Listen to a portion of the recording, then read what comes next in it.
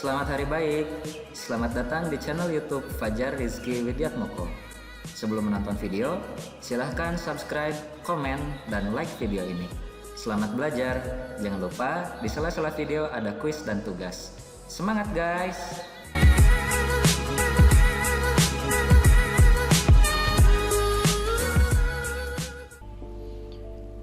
Bismillahirrahmanirrahim. Assalamualaikum warahmatullahi wabarakatuh. Selamat sore teman-teman teknik pertambangan. Hari ini kita akan belajar tentang bumi, batuan dan mineral ya. Jadi kita pelajari dulu bagaimana bumi itu terbentuk ya. Dari mana itu planet bumi berasal. Jadi sesuai dengan teori yang dikemukakan bahwa bumi ini terbentuk dari hasil ledakan besar yang kita sebut sebagai Big Bang. Big Bang ini terjadi karena bertumpuknya semua partikel yang ada di alam semesta menjadi satu. Karena sudah bertumpuk, kemudian tekanannya meningkat, maka menjadi panas. Sehingga dari panasnya itu menghasilkan ledakan yang sangat besar yang kita sebut sebagai Big Bang. Kemudian hasil ledakan itu mengakibatkan hempasan berbagai benda langit ke berbagai arah ya, yang salah satunya adalah kita tinggal di salah satu benda yang terhempas tersebut yang kita sebut sebagai galaksi Bima Sakti ya. Jadi partikel yang terhempas ini jika diperbesar adalah seperti ini ya, menjadi gumpalan awan panas. Nah, di mana sih gumpalan awan panas ini yang asalnya dari awan dia bersatu menjadi sebuah benda langit. Ada yang menjadi inti tata surya atau disebut sebagai matahari, ada yang menjadi planet yang salah satunya juga yang kita tinggali hari ini. Nah, jadi pada saat awan panas masih dalam fase awan panas ya, benda-benda langit ini berkumpul bersatu karena adanya sebuah gravitasi. Nah, karena adanya gravitasi, maka material-material yang ada di sekitar kumpulan ini ikut kumpul juga ke benda langit tersebut. Nah, sehingga menjadi sebuah kesatuan. Nah, ini berasal dari dust atau debu debu luar angkasa terakumulasi menjadi satu ya. Nah, kemudian setelah menyatu maka terjadi collision and fusion, di mana terjadinya migrasi material-material yang berat ke bagian inti. Kemudian yang material-material ringan itu bermigrasi ke bagian luar bumi ya. Sehingga ketika semua sudah bermigrasi, maka timbullah suatu batasan ya, yang membatasi adalah perbedaan dari densitas material tersebut. Nah, dimana karena terjadinya batasan, maka itu yang menjadi batasan lapisan setiap bumi ya, dimana yang inti bumi ini berisi dengan material berat ya. Kemudian semakin keluar planet bumi menjadi semakin ringan. Nah, selain dari itu juga planet bumi mengalami tumbukan dahsyat ya, di mana bulan terbentuknya bulan itu adalah hasil dari adanya tumbukan benda langit terhadap planet bumi. Sehingga setelah tumbukan tersebut, partikel pecahan dari tumbukan itu ada yang terlempar di luar planet bumi. Karena di luar planet bumi tersebut dia berkumpul kembali menjadi satu benda langit yang disebut sebagai bulan. Kemudian karena sudah terjadinya migrasi yang elemen berat ke inti bumi, kemudian elemen ringan ke bagian luar bumi, sehingga terbentuklah struktur bumi, di mana bumi mempunyai lapisan-lapisannya masing-masing. Ada inti dalam, inti luar, mantel, dan kerak bumi.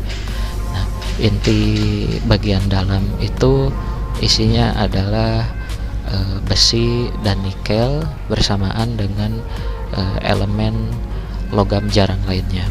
Kemudian inti bagian dalam bumi juga dalam keadaan fase padat. Di bagian sini tekanan dan suhu adalah yang tertinggi, ya, di mana suhunya bisa mencapai 6000 derajat Celcius. Kemudian di bagian inti bagian luar itu isinya sama dengan inti bagian dalam, yang membedakan adalah fasenya. Fase bagian luar berada dalam fase melted, ya, lelehan, tidak terlalu cair, ya, jadi bentuknya masih lelehan. Dan ini adalah isinya besi, nikel, dan mineral logam jarang lainnya. Kemudian selanjutnya adalah ada lapisan mantel, di mana lapisan mantel ini berisikan magma, ya, kimianya kimia batuan, tetapi dalam keadaan fase mencair. Kemudian di bagian kerak, ya, berisikan kimia batuan, ya, dan dalam keadaan solid, dalam keadaan padat. Jadi yang membedakan antara keras dan mantel adalah fasenya. Di mantel masih fase cair, kalau di keras sudah menjadi fase padat. Nah, animasi juga ini adalah yang menunjukkan bahwa adanya transportasi atau adanya peran yang menyebabkan migrasinya mineral-mineral logam berat terbawa ke permukaan bumi, ya. Nah, dimana ini yang kita sebut sebagai arus konveksi. Si arus konveksi ini menyebabkan adanya migrasi material dari inti bumi ke permukaan bumi, dan itulah yang menyebabkan kehadiran mineral-mineral ekonomis yang ada di sekitar kita. Kemudian ini adalah mengenai perbedaan antara kedua lempeng, ya. Ada lempeng darat atau lempeng benua, kemudian ada lempeng samudra, di mana lempeng darat tersusun atas silika alumina, ya. Kemudian lempeng samudra tersusun atas silika magnesium, di mana keduanya adalah sesuatu yang berbeda, sangat berbeda, ya. Silika alumina berisi silika dan aluminium dominasinya, kemudian dihadiri dengan mineral-mineral lainnya. Lempeng benua ini mempunyai rata-rata berat jenis di kisaran 2,7, ya. Kemudian silika magnesium itu hadir dalam lempeng samudra, kemudian mempunyai berat jenis yang lebih berat, yaitu sekitar 3,1. Nah, karena adanya perbedaan tersebut, ini yang menyebabkan terjadinya keberagaman jenis batuan. Dalam magmatisme dikenal 4 tipe magma, ya. Ada ultramafic, di mana komposisi silikanya di bawah 45% dan sisanya diisi oleh Fe, Mg, dan Mg oksida pada temperatur hingga 1500 derajat Celcius dalam keadaan magma dengan viskositas sangat rendah. Artinya kekentalannya sangat rendah, yang berarti sangat encer, ya. Kemudian magma tipe kedua adalah mafic, di mana silikanya di bawah 50% dan sisanya diisi oleh Fe oksida, magnesium oksida. Suhunya itu berada di kisaran 1300 derajat Celcius dengan fase magma. Kemudian viskositasnya cukup rendah, yang artinya cukup encer, ya. Kemudian ada magma intermediate, yang artinya silikanya di kisaran 60% dan sisanya diisi oleh FeMg. Temperaturnya di kisaran 1000 derajat Celcius dengan keadaan magma. Kemudian yang terakhir adalah magma basic, itu dengan kandungan silika di atas 70% dan sisanya diisi oleh FeMg pada temperatur di bawah 900 derajat Celcius dengan viskositas tinggi, yang artinya magma ini kental.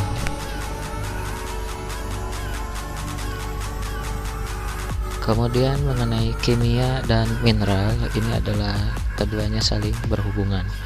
Mineral yang kita ketahui hari ini adalah senyawa yang dalam keadaan fase padat, dimana kalau senyawanya itu fase cair atau fase gas tidak bisa dikatakan sebagai mineral. Seperti yang kita lihat hari ini ya, NaCl itu adalah senyawa ya, garam, dan karena dalam keadaan padat itu disebut sebagai mineral. Kemudian H2O ya, itu juga senyawa dan jika dalam keadaan padat maka itu disebut sebagai mineral. Kemudian kita mengenal kristal, bahwasanya semua kristal itu sudah tentu mineral, tapi tidak semua mineral belum tentu bisa mengkristal. Kemudian bentuk kristalnya itu sendiri dipengaruhi oleh sifat kimia unsur yang ada di dalam senyawa itu sendiri. Sebagai contoh, misalnya Fe dengan S ya, FeS kita sebut sebagai mineral pirit ya, dimana Fe mempunyai jumlah lengannya sendiri dan S juga mempunyai lengan ikatan lengan kimianya sendiri. Nah, berdasarkan jumlah ikatan kimia tersebut itu menghasilkan sistem kristal yang hari ini kita kenali ada 7 sistem kristal ya. Sehingga setiap unsur kimia mempunyai jumlah lengan atom yang berbeda. Ikatan antar unsur senyawa menjadikan sistem kristal berdasarkan jumlah lengan atom setiap unsurnya. Kemudian selanjutnya adalah kita mengenal batuan, di mana batuan itu adalah suatu tubuh yang isinya adalah mineral. Kemudian ada juga batuan yang isinya satu senyawa saja, misalnya batuan monomineral yang namanya jasper, kemudian rijang ya. Kemudian ada lagi misalnya seperti batu gamping ya, itu isinya adalah bikarbonat. Tetapi selain monomineral juga ada multimineral. Ini yang biasanya banyak hadir dalam kehidupan kita sehari-hari, dimana jika kita perhatikan lagi lebih dalam, maka di dalam batuan tersebut terdapat mineral-mineral yang berbeda-beda.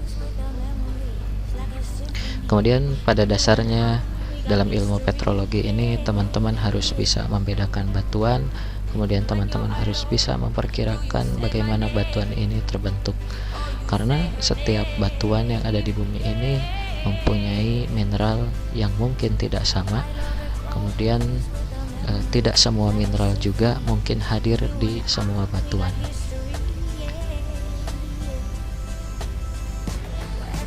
Kemudian dalam ilmu petrologi juga mempelajari dari sesuatu yang besar hingga sesuatu yang sangat kecil. Sebagai contoh, suatu tubuh gunung api ya, dipetakan seorang geologis, kemudian diambil sampel sesuai keterwakilan produk gunung apinya, kemudian disampling dengan ukuran menjadi seukuran kepalan tangan atau hand specimen. Kemudian dari hand specimen itu dapat diamati mineral apa saja yang ada di dalam batuan ini. Tapi setelah itu juga biasanya akan dilakukan pengamatan melalui mikroskop, sehingga satu gunung api bisa diamati oleh sesuatu yang sangat kecil keterwakilannya. Nah, karena itu dalam ilmu geologi sering menjadi konsentrasi berat adalah tingkat keyakinan geologis. Seberapa yakin daerah yang tidak tersampling diperkirakan adalah batunya itu gitu. Nah, itu adalah melalui pendekatan geologis untuk meningkatkan tingkat keyakinan geologi. Seperti yang kita ketahui, batuan itu jenisnya ada 3, ada batuan beku bersama batuan piroklastik, ada batuan sedimen, dan ada batuan malihan atau batuan metamorf. Nah, pada dasarnya ketiga batuan ini mempunyai proses pembentukan yang berbeda, ya. Kemudian memungkinkan mempunyai komposisi yang berbeda juga, ya. Dan lingkungan atau lokasi terbentuknya pun sangat berbeda. Ya, kemudian batuan piroklastik juga ini kenapa dikategorikan berelasi dengan batuan beku, karena memang pembentukannya dekat sekali dengan pembentukan batuan beku, di mana batuan piroklastik terbentuk hasil guguran gunung api pada saat gunung api meletus. Kalau teman-teman lihat itu biasanya dalam bentuk wedus gembel atau awan panas dari gunung api, ya. Nah, maka produk hasil pengendapan dari awan panas atau wedus gembelnya adalah seperti ini, ya, batuan piroklastik. Kemudian teman-teman juga mengenal mineral dan mineraloid, ya, di mana mineral ini adalah senyawa anorganik terbentuk secara alamiah, padat, mempunyai komposisi dan struktur dalam kristal tertentu. Jadi kalau misalnya teman-teman punya senyawa, kemudian teman-teman senyawanya itu diubah menjadi padat dengan peran tangan teman-teman sendiri, maka itu adalah tidak alami, maka tidak bisa disebut sebagai mineral. Contohnya misalnya seperti es di dalam kulkas. Teman-teman membekukan air di dalam kulkas, ya, itu adalah senyawa anorganik, kemudian dalam keadaan padat, kemudian memungkinkan mempunyai komposisi struktur kristal tertentu, tetapi terbentuknya tidak alamiah, maka tidak bisa disebut sebagai mineral. Tetapi jika airnya membeku, misalnya di daerah kutub gitu, maka itu bisa dikatakan sebagai mineral karena dia terbentuknya secara alami. Yang selanjutnya adalah ada mineraloid, di mana mineraloid itu adalah secara kimia isinya sama saja dengan mineral, tetapi karena mineraloid tidak mempunyai struktur kristal sehingga disebut mineraloid, sementara mineral mempunyai struktur kristal.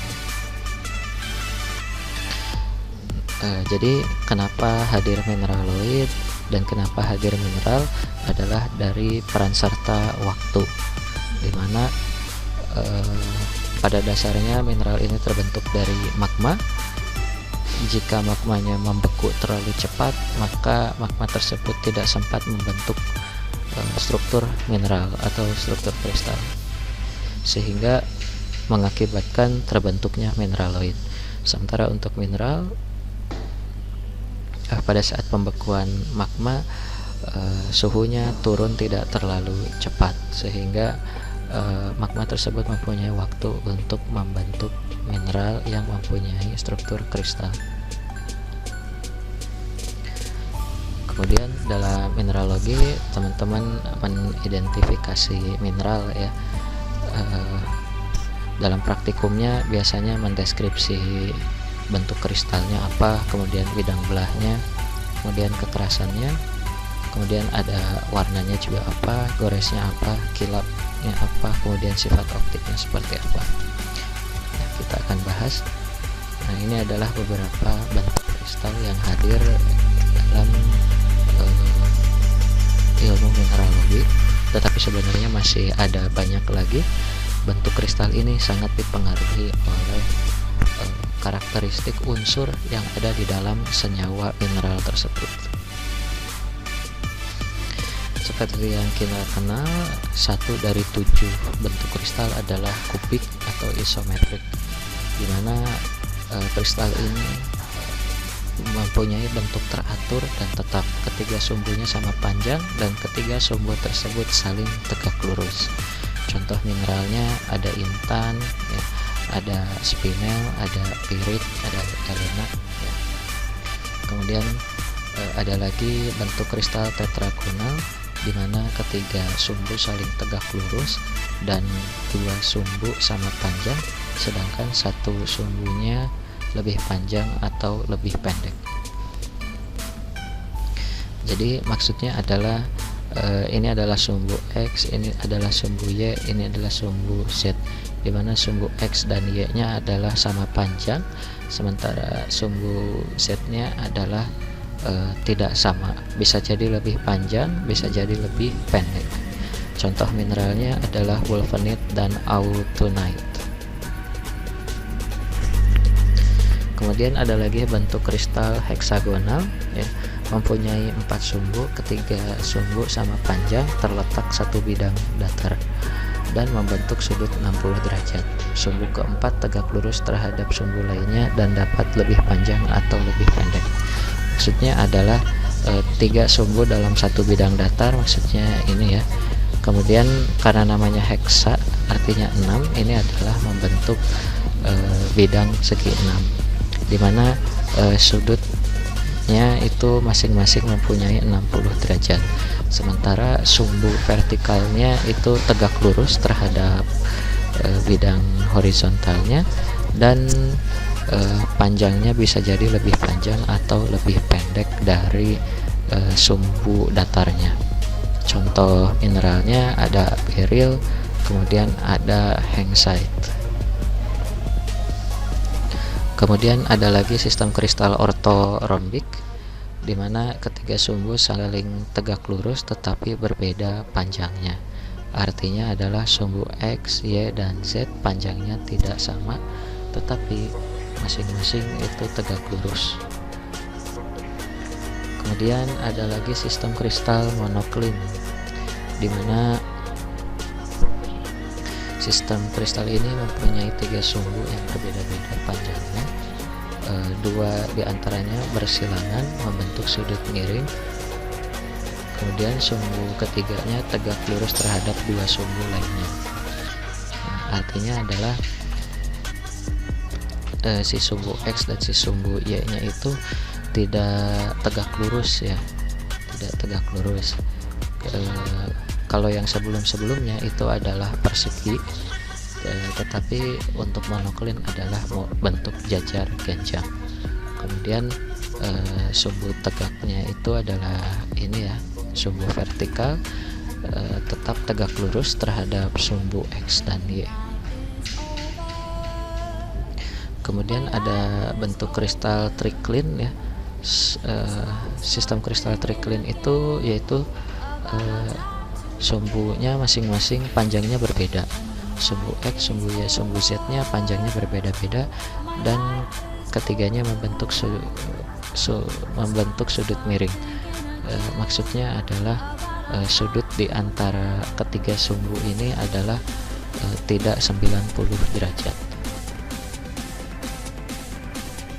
Kemudian ada lagi yang bentuk kristalnya amorf, di mana bentuk amorf ini terbentuk karena ruang pembentukan mineralnya itu terbatas, sehingga pada saat mineral tumbuh terpaksa harus tumbuh mengikuti bentuk ruang pembentukan mineralnya itu sendiri.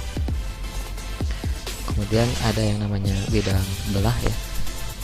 Bidang belah adalah dimana ketika teman-teman mau memotong sebuah mineral, ketika mineralnya tidak sesuai bidang belahnya, maka mineral tersebut akan cenderung pecah. Sementara jika kita memotong mineral tersebut sesuai bidang belahnya, maka kita akan dengan mudah membelah mineral tersebut dan tidak menghasilkan pecahan. Terminologi lain mengatakan bahwa bidang belah itu sering disebut sebagai bidang licin juga dari suatu mineral.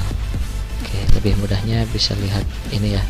Jadi ada bentuk kristal, maksudnya belahan adalah ini ya. Satu bidang ini adalah belahan, ya. Kemudian satu bidang ini adalah belahan, satu bidang ini adalah belahan. Maka struktur kristal ini bisa disebut juga sebagai kristal dengan 3 belahan. Nah, misalnya lagi mineral mika ya. Mineral mika itu mempunyai bidang belah satu arah saja, yang artinya mika ini memang bentuknya seperti mika, sangat tipis ya. Nah, sehingga arah memotong yang tepatnya adalah memotong dengan cara berlembar. Sementara jika kita memotong tidak berlembar, maka akan menghasilkan pecahan. Kemudian untuk mineral amorf itu tidak mempunyai bidang belah. Kemudian dalam terminologi mineral juga kita mengenal kekerasan. Makna dari kekerasan ini adalah mineral mana yang paling keras dan mineral mana yang paling lunak. Cara simpel untuk mengujinya adalah dengan menggoreskan kedua mineral tersebut. Sebagai contoh, kuarsa dengan kalsit. Keduanya mineralnya sama-sama putih, kemudian keduanya mineralnya sama-sama bening ya. Tetapi ketika kuarsa kita goreskan ke kalsit, maka kalsit akan tergores. Tetapi sebaliknya, jika kalsit menggores kuarsa, maka kuarsa tidak tergores oleh kalsit. Oleh karena itu dibentuklah skala kekerasan Mohs, di mana skala kekerasan Mohs adalah sebuah skala yang menunjukkan seberapa keras mineral tersebut, di mana mineral terlunak yang kita ketahui adalah talc, kemudian mineral terkeras yang kita ketahui adalah intan. Sehingga mineral intan dapat menggores mineral apapun. Sebaliknya, talc dapat digores oleh mineral apapun. Tetapi dalam pengujian kekerasan mineral juga kita mempunyai beberapa material yang bisa digunakan. Material ini cukup mudah ditemukan.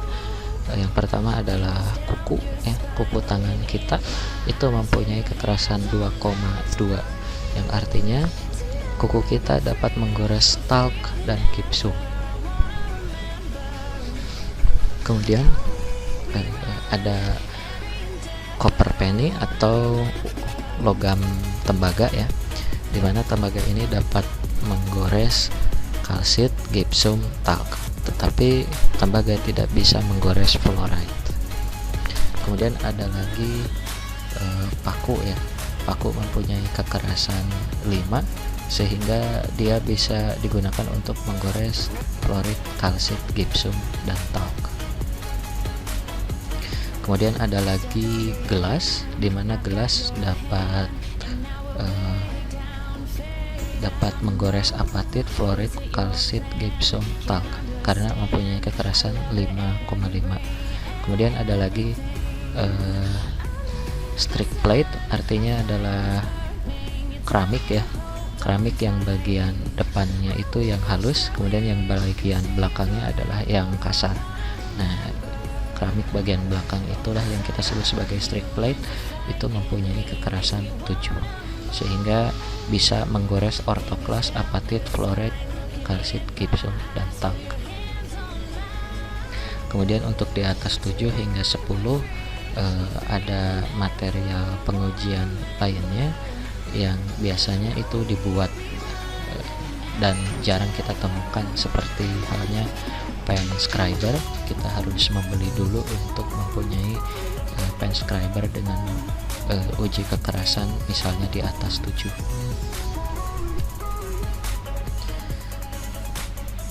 Jadi ini adalah contoh dari mineral talc, gipsum, kalsit, ketiganya sama-sama berwarna putih. Jika kita tidak uji kekerasan, mungkin bisa kita katakan itu semua adalah sama. Tetapi karena sudah ada uji kekerasan, maka kita dapat membedakan antara talc, gipsum, dan kalsit. Kemudian ada fluorid, ada apatit, ada ortoklas ya. Dimana ini juga sama, perlu mempunyai uji kekerasan mineral. Kemudian ini adalah kuarsa.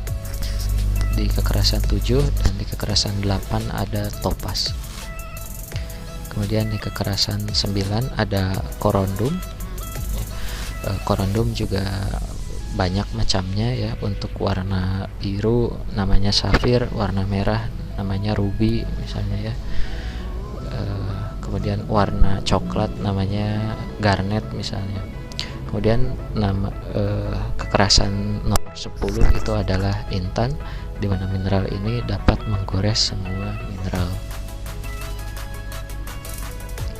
Kemudian ada warna mineral juga ya. Warna mineral bisa teman-teman deskripsikan dengan mata teman masing-masing. Ada yang berwarna hijau, ada yang berwarna merah, putih, ungu, biru ya.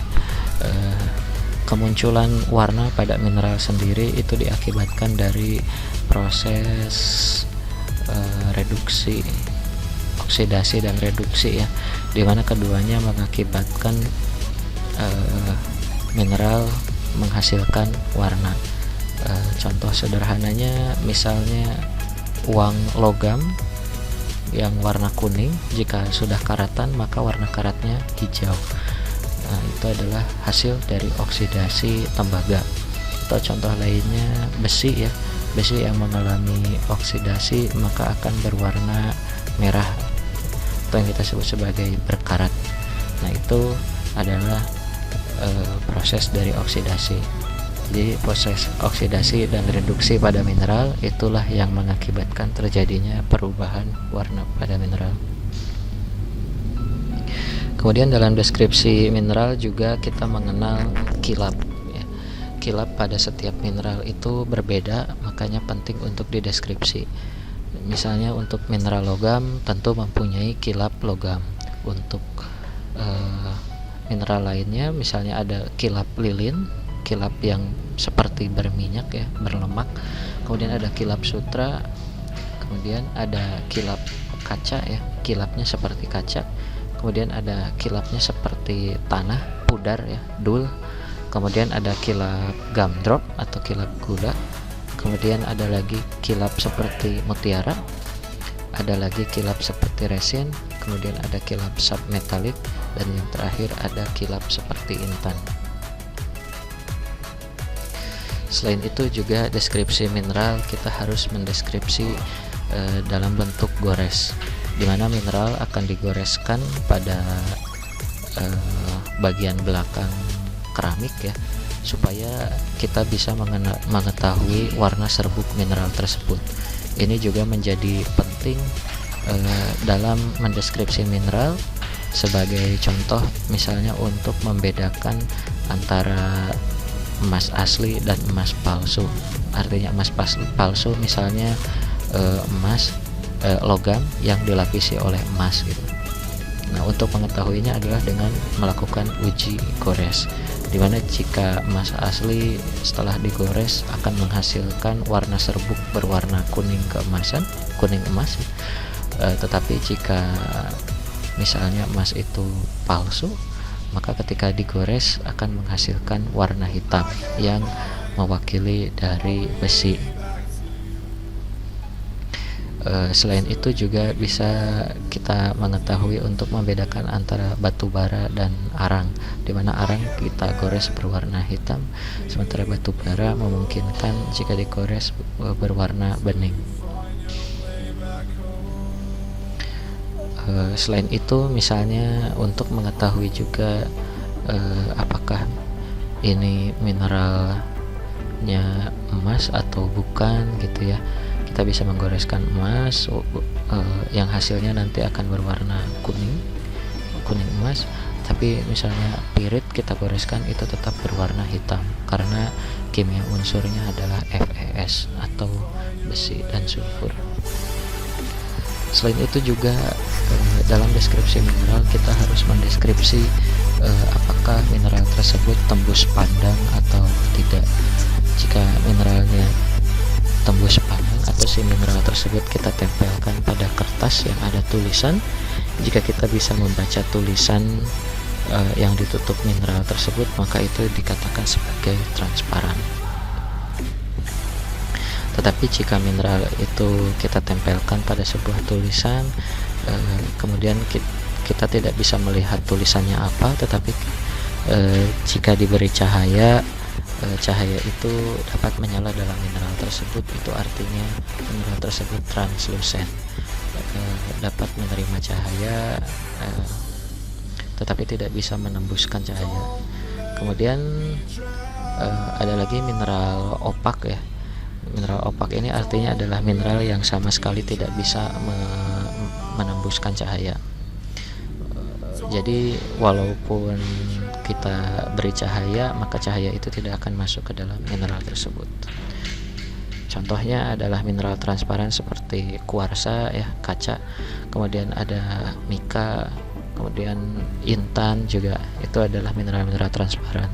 Kemudian ada seperti misalnya translucent, ada mineral kalsedon, kemudian ada mineral kalsit ya, itu adalah mineral translucent. Kemudian mineral opak, teman-teman bisa lihat seperti halnya mineral logam tidak bisa menembuskan cahaya. Baik, untuk pertemuan selanjutnya kita akan bahas tentang mineral pembentuk batuan yang akan dibahas dalam bab petrologi batuan buku. Sebagai referensi mineral, teman-teman saya rekomendasikan untuk membuka situs mindat.org. Jadi menurut saya situs ini sudah cukup lengkap untuk mendeskripsikan setiap mineral, dan dari kamusnya mindat.org ini mempunyai koleksi mineral hingga 5.600 mineral ya. Kemudian dari sisi deskripsinya juga menurut saya sudah sangat lengkap. Mindat ini sudah saya pakai sejak saya mengerjakan laporan praktikum mineralogi ya. Saya mereferensi ke sini. Kemudian yang paling berbeda dari situs lainnya adalah Mindat mempunyai animasi sistem kristal ya, dan itu membedakan dari situs lainnya. Baik, kalau gitu sekian. Terima kasih, dan saya persilahkan untuk teman-teman bertanya. Wassalamualaikum warahmatullahi wabarakatuh.